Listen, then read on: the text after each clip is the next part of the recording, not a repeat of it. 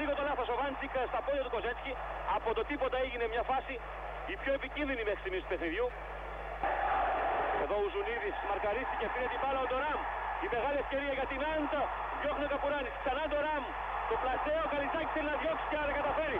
Μια συγκλονιστική φάση η οποία έγινε από το τίποτα φάση, θα λέει κανένας, λόγω της δυστρεότητας του γηπέδου.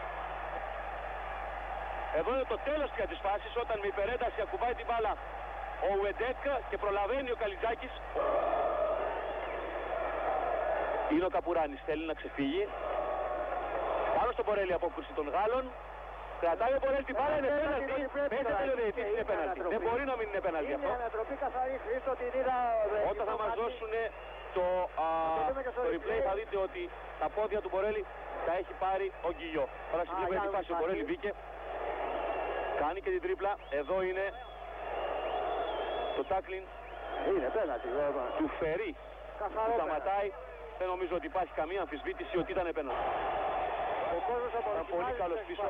Που αλλάζουν την μπάλα προσπαθώντας να μας κερδίσουν τον χρόνο, αλλά βλέπουμε και τους Γάλλους να μην έχουν διάθεση να βγουν μπροστά να πρεσάρουν. Εδώ πήρε την μπάλα Παναθηναϊκός. Είναι καλές προοπτικές αντεπίθεσης. Αν περάσει την μπάλα γρήγορα, Λαγωνικάκης. Και μπήκε η παλιά, δεν μπορεί ο Λετιζέ και έχουμε γύρισμα της μπάλας.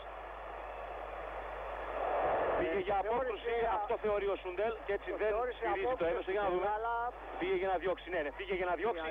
Συνεπώς ο τερματοφύλακας μπλοκάρει την μπάλα από την προσπάθεια απόκρουσης. Περισσότερο μπερδεύτηκε δηλαδή εκεί ο Σανλέκ. Όπου να είναι θα σφυρίξει. Και νομίζω ότι είναι η λήξη, ναι. Ο Σουηδός σφυρίζει, ο Παναθηναϊκός παίρνει το 0.